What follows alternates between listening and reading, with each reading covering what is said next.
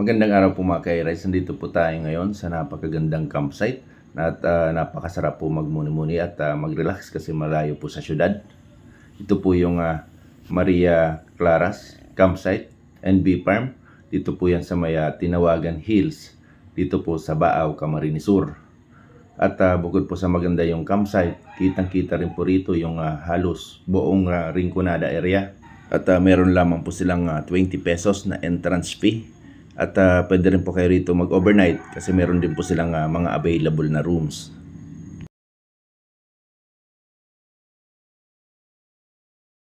Shout out po at maraming salamat sa lahat po na naka-extra po sa videos. Maraming salamat po ulit.